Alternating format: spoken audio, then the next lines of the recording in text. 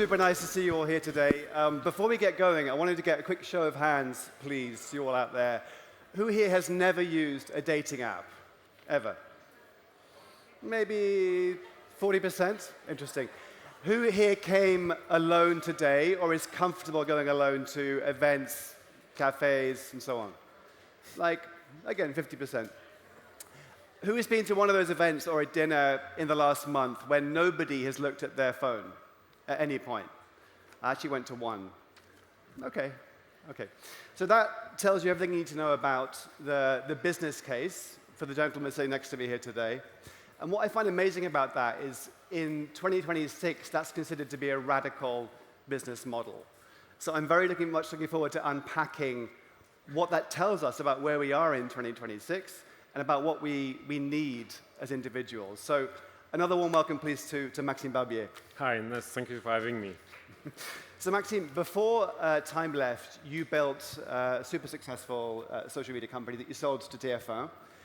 How did you get from there to Timeleft? What was that sort of transition like for you? And tell us about some numbers now. Yeah, so I'm really happy to be there today. I'm the CEO and co-founder of Timeleft. I'm entrepreneur since 22 years now. I started really young. My last business was for 10 years. It was a media production company on social media, 20 million followers, and I sold it to the national TV. I learned the hard way, if you sell more than 50% of your business, then it's not your business anymore. So just before the end of the earn-out, they fired me and my co-founder from no warning. And so in October 2019, I was without a job in a single day, nothing to do, a bit depressed. And so I was lucky to find an idea, is to make a list of 100 dreams. And I'd take 2 years of my life to achieve almost all of them. I was also lucky to do it in an amazing time, was 2020, during COVID. So I was living my best life around the world. My friend got depressed. So we came with this first idea of time left. What do you want to do with the time you got left? Swipe dreams, and if I find the same dreams as someone, you're going to have a match. Didn't work, because dreams are too big, too vague. We pivot one time, try to match people in the vicinity with something to do. Didn't work. Pivot another time, trying to find groups of people who want to do the same things together. Didn't work. Pivot 4 times. And then 3 years ago, we created a concept called Dinner with Strangers. You don't know who's going to be there. You just have to show up. Et voila. And we scale in 200 cities now. We have 150,000 people every month meeting in real life. So we call ourselves human connection providers.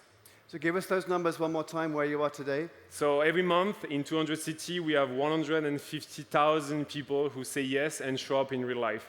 The concept of Timeleft is the opposite of dating apps. You don't swipe, you don't DM, you don't talk, you don't do nothing. You do the hardest part, is to showing up. We take care of the rest. So we find you people who want to see you, and we take care of the logistic. Amazing.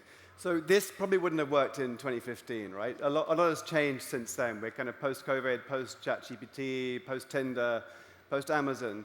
So what has changed that has made this a viable product? I will quote my dad, who said it's really sad we need an app now to meet people for dinners, and I think it's reality.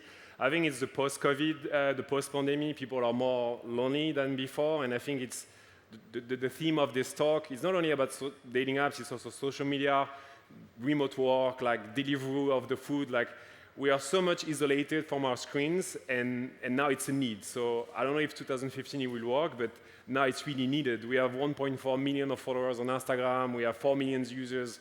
And loneliness is not, like, a lot of people around you, you can look on left and right, and loneliness is everywhere. It's not just a stigma. It's like the need of human connection is really something needed now in our society. Yeah, completely.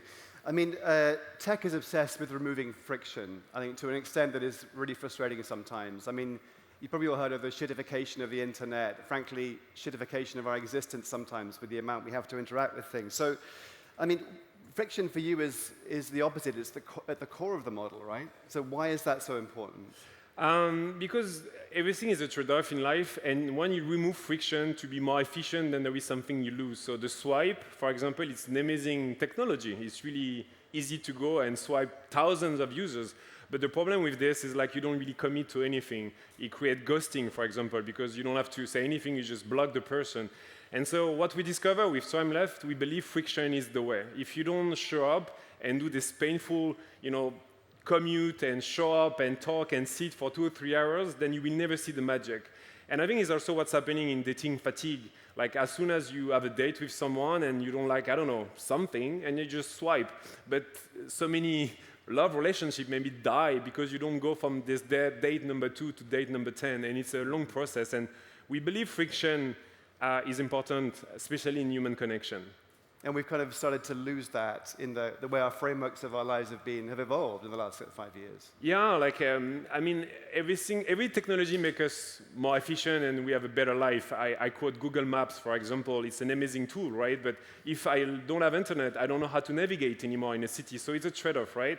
And I think AI helps us to draft mail, to draft text, to, you know, what I need to think, what I should answer. And so by being more efficient in this thing, we are losing something else. And the something else is the skills of showing up, the skill of asking questions, the skill of knowing when to pause or when something is wrong. And that's why I see now with Timeleft, I did many dinners myself, and what people value about Timeleft dinners is this concept of showing up and experiencing something who is like truly in real life. I like the mention of Google Maps. Is Lars in the room today? We should have a follow-up chat about that, I think. So you describe what Timeleft offers with a line that I love, comparing it to Booking and Skyscanner. Talk us through that. At the beginning, when we start, we call ourselves Dinner with Strangers, and now we remove the word strangers. We are more about human, because strangers have this kind of a stigma. And it was only dinners on Wednesday. Now we have dinner on Friday, then we have the drink. So we are more like a social app. It's a subscription business, and you can have access to any events you want. It depends on the city, but in Paris, we have 35 things to do per week. And then at the end, now what I try to understand where we aim, if Booking give you hotels to get a good night of sleep, or Airbnb give you a home to have a good stay, I think what we do at Timeleft, we find you human to give you a shot of human connection. And that's why we call ourselves human connection provider, because the North Star at Timeleft is not monthly active users or CAC or whatever. We track that, of course, but it's attendance. It's how many people really show up in real life to get something meaningful at the end. Mm. And let's talk about those people. So tell us about the demographic. So I hear it's like from 35 to 50-year-olds are the core demographic. Is that right? Yeah. Who believe it's more that we have mostly women at Timeleft? Yeah. Okay, so okay, women say women. And do you think we have more men? Interesting. No, Timeleft is mostly for women. 55% of the attendants are women, because women are more open to meet new people, I think, and they are more keen to have, you know, like social interaction. What we discover with Timeleft is fascinating for many reasons. One, the age group, the most of the people is 30 to 50. But now we're seeing more and more above 60 and plus showing up. We have 100,000 and 60 plus users joining Timeleft. My dad is 72 now, and he goes every 2 months. And it's working in a lot of different countries. So we have Japanese, we have Spanish, we have US, we have UK. When we scale Timeleft in 2024, we opened one city every day for 325 days.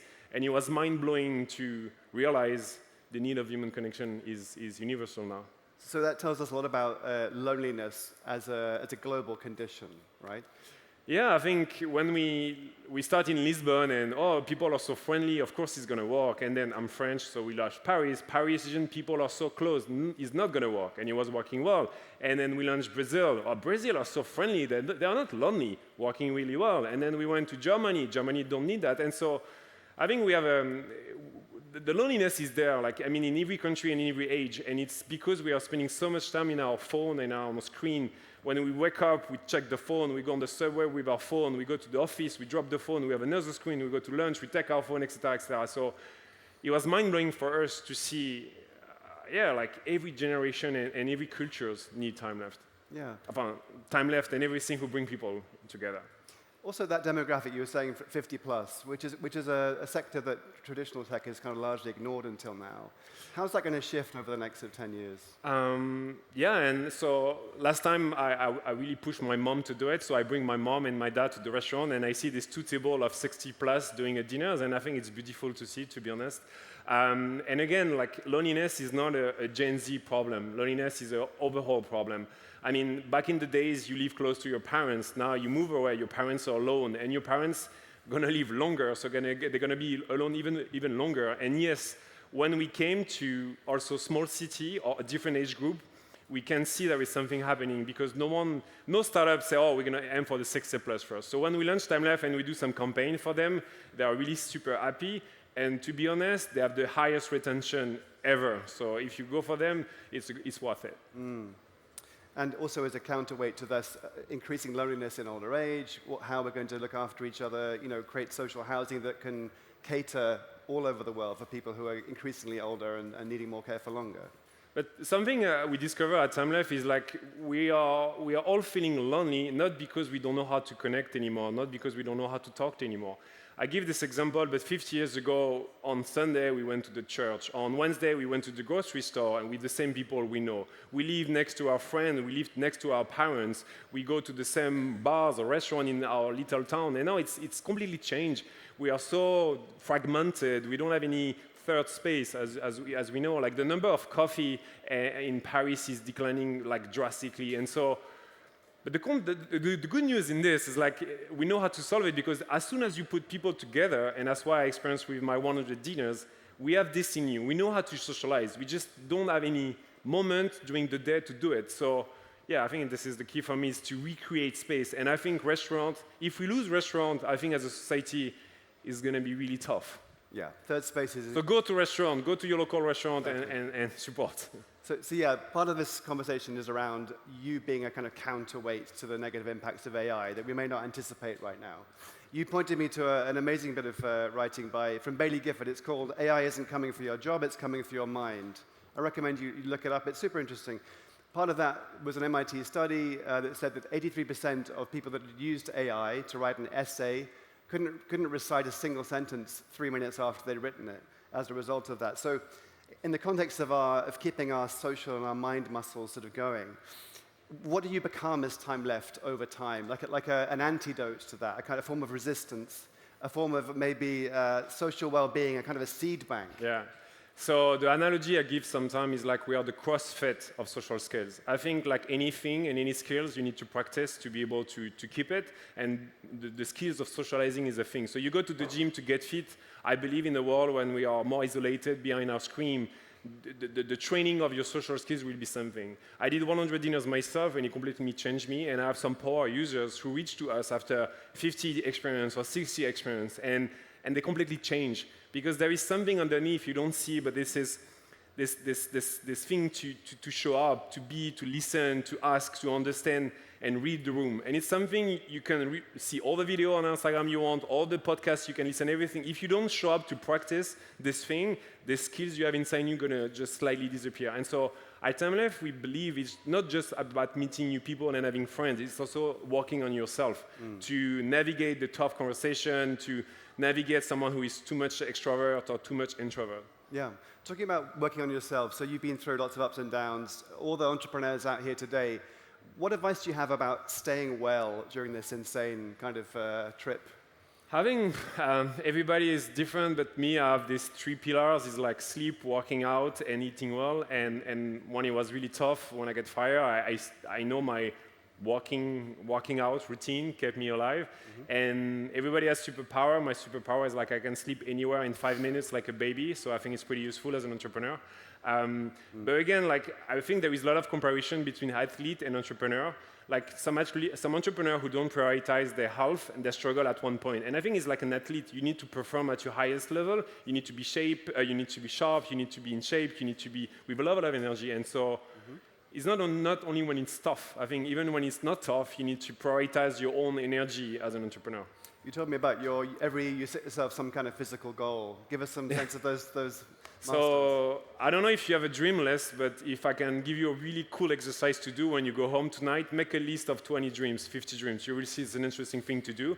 Timeleft come from there. When I meet these people along my journey, a lot of people forget to dreams, and they forget you're going to die one day. I know it's a bit morbid, but that's the reality. And when I did this 100 challenge, I just realized setting high goal for myself was really cool. So every year, I set a really high physical challenge, and I try to aim for it. It's rewarding, and it keeps me healthy. Including boxing? Yeah, boxing or ultramarathon, climbing the Mont Blanc, like all this kind of thing, who I really appreciate. Amazing. But you can just do sport also, like a regular jogger is cool. Have you ticked off all of your bucket list goals yet, or is it still open? To be honest, I spend less time on my goal. Now I'm working with Timeleft and it's pretty demanding. So I just have my good foundation now, so I'm focusing on Timeleft. Okay. So Investing with Purpose, we're a social impact fund for Greece. And we spend a lot of time thinking about purpose-driven founders who really have an intention to make positive change, whether that's socially or environmentally. So what's super important to us is figuring out what are the effects, what are the changes that company is bringing to society, to the environment. And in your context, I mean, what are the kind of third effects that you're noticing from Timeleft that maybe you didn't anticipate, maybe you didn't plan for? You know, community resilience, social infrastructure, public health, that kind of level of support.